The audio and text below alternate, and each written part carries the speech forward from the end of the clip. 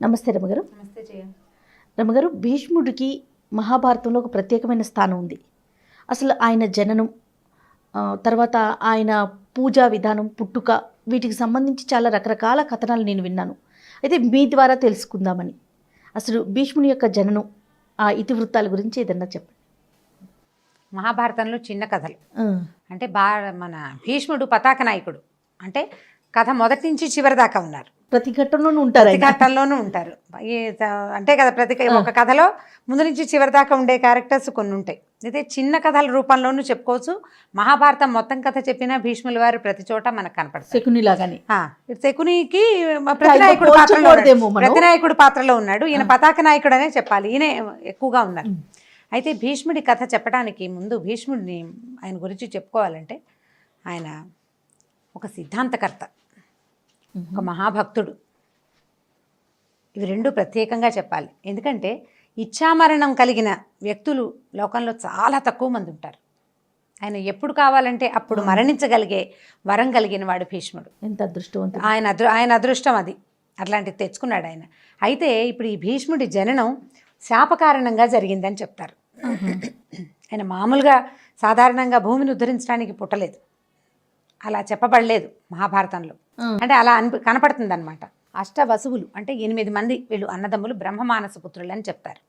వీళ్ళట ఒకసారి వనవిహారం చేస్తూ వశిష్ఠుడి ఆశ్రమానికి దగ్గరలో ఆయన ధేనువును చూసి చాలా సరదా పడ్డారు. ఆయన దగ్గర ఒక ఆవు ఉంది.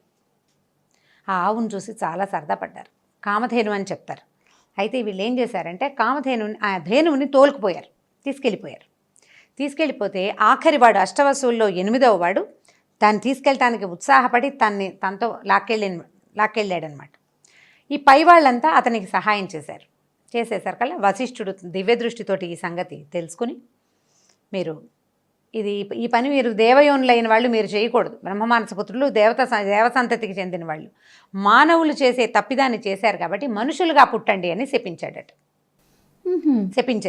శపించేసరికల్లా ప్రాధాయపడ్డారు. అయ్యా మనుషులుగా పుట్టమంటే జనాభరణాలు ఉంటాయి, మా వల్ల కాదు, మమ్మల్ని ఏదో ఒక విధంగా రక్షించు, కాపాడమని ప్రార్థిస్తే ఆయన ఏమన్నాడంటే, ఎవరైతే ఈ ధేనువుని తీసుకెళ్ళడానికి ప్రయత్నం చేశాడో వాడు భూమి మీద బతక తప్పదు, అతను పుట్టాల్సిందే, బతకాల్సిందే.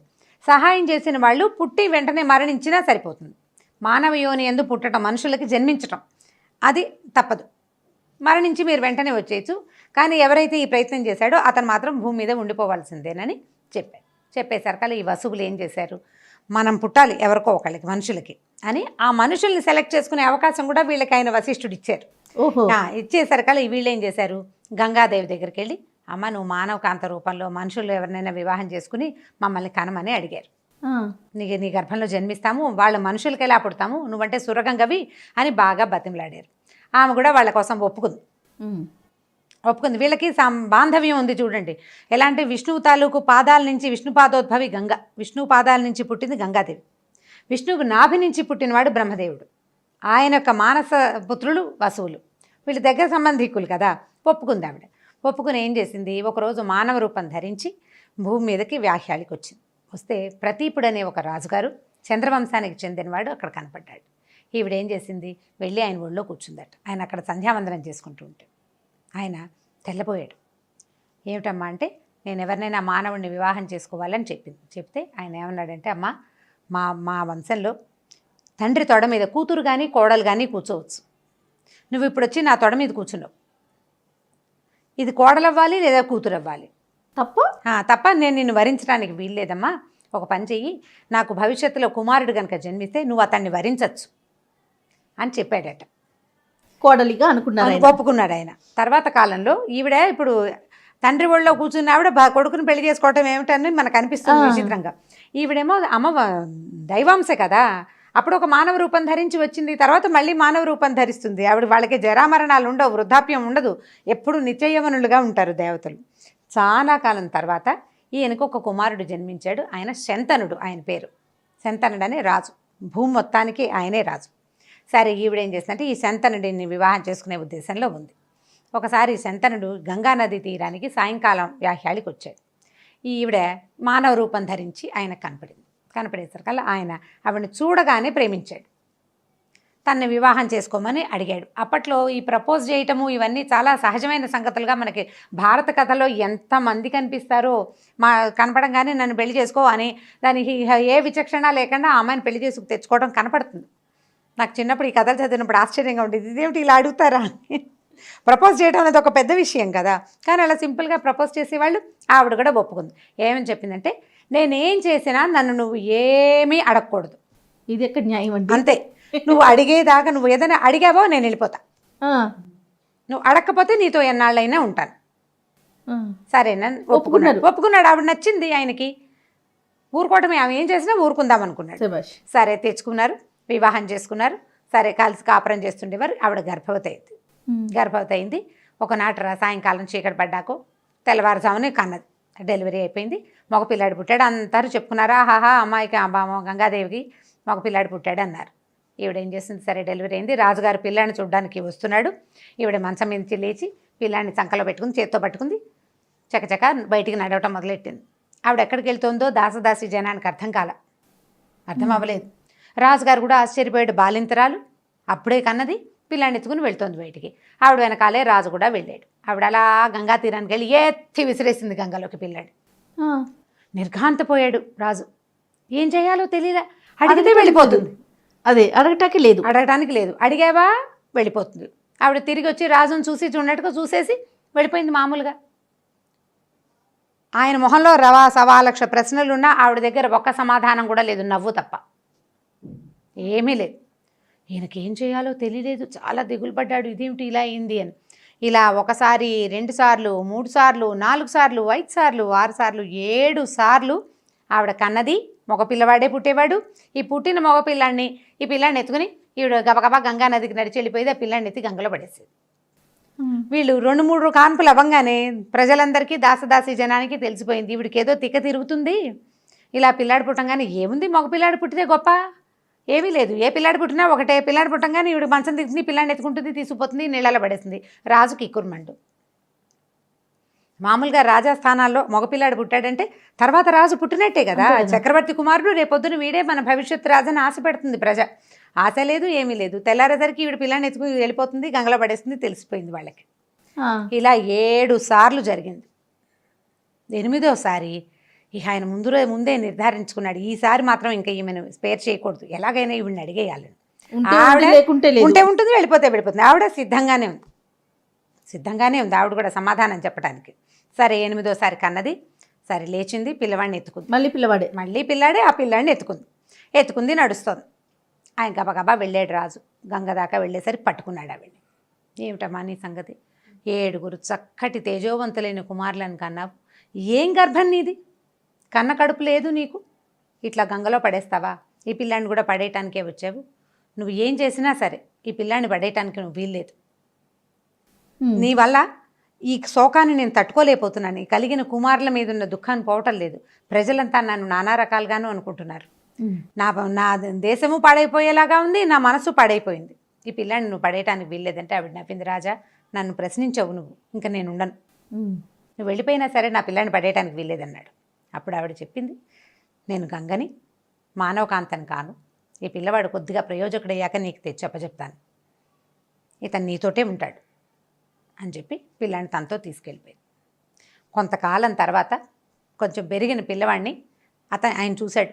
సాయంకాలం పూట అలా దిగులుగా ఉండేవాడు. ఇంకా మళ్ళీ ఆయన వివాహం చేసుకోవాలి, అలాగే ఉండిపోయారు రాజు. ఆవిడ పిల్లడితో సహా వెళ్ళిపోయింది, గంగలో కలిసిపోయింది. ముందు 7 కుమారుల్ని కలిపేసింది, 8వ వాడిని మాత్రం ఎత్తుకుని మామూలుగా ఆవిడ కూడా వెళ్ళిపోయింది అనమాట. కొంతకాలం తర్వాత 14 సంవత్సరాలు 15 సంవత్సరాలు కొంత పిల్లాడు పెద్దవాడు అయ్యాక అని చెప్తారు మరి. అయితే ఒకనాడు సాయంకాలం ధనుర్బాణాలు ప్రాక్టీస్ చేస్తున్న, అంటే విలువిద్యని ప్రాక్టీస్ చేస్తున్నటువంటి కుర్రాడిని ఈయన చూశాడనమాట. చూసేసరికల్లా ఆ కుర్రవాడిలో తన పోలికలు కనపడ్డాయి ఆయనకి. ఒకవేళ వీడు నా కొడుకేమోనని ఆయన కనిపించే లోపల గంగాదేవి కూడా వచ్చి ఆయనకి ఈ కథ చెప్పి, ఇతను నీకోసమే జన్మించాడు, ఈ పిల్లాడిని తీసుకో, దేవవ్రతుడు ఆ అబ్బాయి పేరు, దేవవ్రతుడు అని పెట్టిన పేరు, నువ్వు ఈ పిల్లవాడిని తీసుకోమని పిల్లాడిని ఈయనకు అప్పచెప్పేసి ఆవిడ వెళ్ళిపోయింది. ఈయన తన కొడుకుని ఇంటికి తెచ్చుకున్నాడు, యువరాజును చేసుకున్నాడు, చక్కగా పిల్లడితో బాగుండేవాడు. అయితే ఏమైంది, యువరాజు అయిన తర్వాత కొడుకు వివాహం కూడా చేసుకోవాలి, మరి తర్వాత రాజు అవ్వాలి కదా అతను. ఇంతలో ఏమైందంటే ఆ కాలంలో ఈయన సత్యవతి అని ఒక అమ్మాయిని ప్రేమించాడు శంతన మహారాజు. ఈ అమ్మాయి ఏంటంటే దాశరాజు అనే ఒక జాలరి వంశానికి చెందిన ఒక ఆయన కూతుర్ని, అమ్మాయి పేరు సత్యవతి, ఆవిడని మత్స్యగంధి అంటారు. ఆవిడ దగ్గరలోకి వస్తే చేపల వాసన వస్తుంది అనమాట. మత్స్యవాసన అంటే మరి చేపల వాసన దుర్గంధం కదా అనుకునే వాళ్ళం చిన్నప్పుడు. ఏమవుతుందో యోజన గంధి అంటే ఆమె ఎక్కడుంటే అక్కడి నుంచి ఒక యోజనం దాకా, ఒక మైలున్నర దాకా ఆమె సువాసన వ్యాపిస్తుంది అనమాట. అట్లాంటి వరం ఉన్న ఒక అమ్మాయిని ఈయన ప్రేమించాడు. ప్రేమించి తండ్రిని అడిగాడు ఈమెను వివాహం చేసుకో. అమ్మాయిని అడిగితే ఆవిడే మా నాన్నని అడగమంది. తండ్రిని అడిగాడు, మీ అమ్మాయిని నాకు ఇచ్చి వివాహం చేయమంటే తప్పకుండా చేస్తాను మహారాజా, మా పిల్లని పెళ్లి చేసుకుంటే దానికి పుట్టే కొడుక్కి నువ్వు రాజ్యం ఇవ్వాలి. ఈ అమ్మాయి జాతకం చిన్నప్పుడే చూపించాం, ఈమెకి చక్రవర్తి అయ్యే సంతానం కలిగే అవకాశం ఉంది.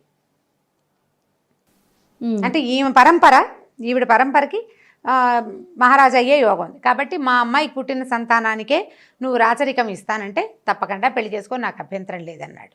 ఈయన తెల్లబోయాడు. ఆల్రెడీ 18-16 సంవత్సరాల కొడుకున్నాడు ఈయనకి. పుట్టిన కొడుకుంటే ఇప్పుడు రెండో భార్యకి తర్వాత పుట్టబోయే సంతానానికి రాచరికాన్ని ఇస్తానని ఆయన ఎలా ప్రామిస్ చేస్తాడు? దాంతో ఆయన ప్రామిస్ చేయలేక ఈ మాట ఇవ్వలేక ఆయన ఇంటికి వచ్చేసాడట. వచ్చాడు కానీ ఆయనకి ఆ అమ్మాయి మీద మనసుంది, అలా దిగులు పడుతూ ఉండేవాడు. ఈయన ఇంత దిగాలుగా ఉండటం గమనించిన ఈయన కుమారుడు మంత్రుల ద్వారా జరిగింది కనుక్కొని ఆ దాసరాజు దగ్గరికి వెళ్ళి మీ అమ్మాయిని మా నాన్నకిచ్చి పెళ్లి చేయమని అడిగాడు. అడిగితే ఆయన తన ముందేం షరతు ఉందో ఆ షరతే చెప్పాడు. చెప్తే ఈయన ఏమన్నాడు, దేవవ్రతుడు, నాకేం అభ్యంతరం లేదు, నాకు అసలు రాజ్యం నాకు అక్కర్లేదు రాజ్యం, నా దారిని నేను ఉంటాను. మా నాన్న ఇప్పుడు మీ అమ్మాయికి పుట్టిన సంతానానికే రేపొద్దున రాజు అయ్యే అవకాశం ఉంటుంది, నాకు రాచరికం అక్కర్లేదు, నేను స్వచ్ఛందంగా వదిలిపెట్టేస్తున్నానని చెప్పాడు. చెప్తే దాసరాజు ఏమన్నాడు, బాగానే ఉందయ్యా, నువ్వు వదిలిపెట్టేస్తావు, ఒకవేళ రేపొద్దున నీకు వివాహం అయ్యాక నీ సంతానానికి కనుక రాజ్యం కావాలని అనిపించింది అనుకో, అప్పుడేం చేయాలి? వాళ్ళు వీళ్ళు కొట్టుకోరు, ప్రజలంతా నిన్నే సమర్థిస్తారు. ఎందుకంటే నీ పిల్లలకే ప్రథమ అర్హత ఉంది కాబట్టి.